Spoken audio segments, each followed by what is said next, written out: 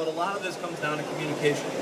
So that whole part there, price, quality, delivery, the service really isn't a factor that can impact a lot of that. If you've got extra time, let them know. I need the first piece, the rest of them, get to me by this time. And they're probably going to say, great, now I can keep available time open for rush programs that come through, and I can give you a little bit of a discount because I can use that to keep the capacity peaks lowered. So options if you're just talking with them and being open. Openness, again, we see thousands, literally thousands of different designs. There's areas where we've seen problems. Now, we're not going to talk about people's designs or what works and what doesn't work or things like that. But if somebody comes up with and says, hey, I'm trying to do this with it, and this is what I needed to do in performance, a lot of times we'll come back and say, no, we've seen parts like that fail time and time again. If you want, take a look at this case study or this presentation that was given at this show, and here's public data that's out there and available.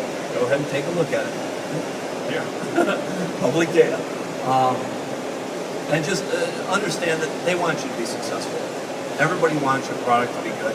Because in all sincerity, yeah, you know, a lot of people joke out there. If they make the joke that crack is the best thing to hear because it means a broken part in another order, then you're probably dealing with the wrong people.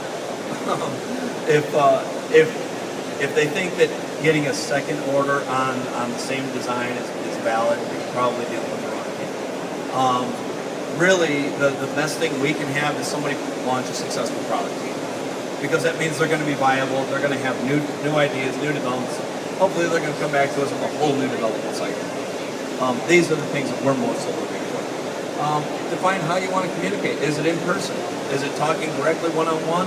Is a WebEx meeting or a GoTo meeting a viable way to be able to communicate and illustrate details? Who needs to be involved? Do you need to get the tool makers or the production tools in the calls as well so you can get commentary on it? There's no point to not get those details there. Is marketing need to get involved? We have a lot of people come and say, oh, I just need the cheapest part I can get. And the first question is, well, who's going to see it? Because little anecdote here.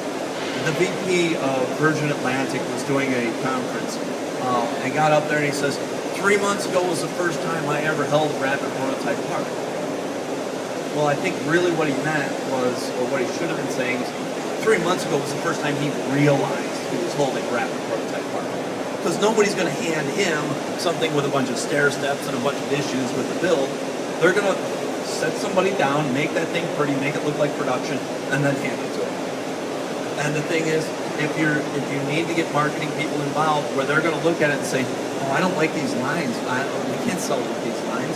What are these lines there for?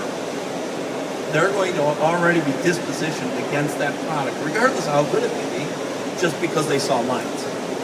And it's just their approach. So if you know that they're going to be involved, make sure that you're getting a part that's going to represent what they need to see. Once you've got one, it's not that you can't go back and finish it. After the project, give feedback. Be honest. Tell them, hey, you really needed to get me this, or I could have used this, because these are things that's going to develop a relationship and carry things forward. The other part of it, and as sad as it sounds, accounting departments don't care if engineers get parts. They care about paperwork. Paperwork, receivers, invoices, everything matching up, all the I's dotted, all the T's crossed. But when the engineer goes to order more parts, if there's a hold on the account, he's not going to get any parts.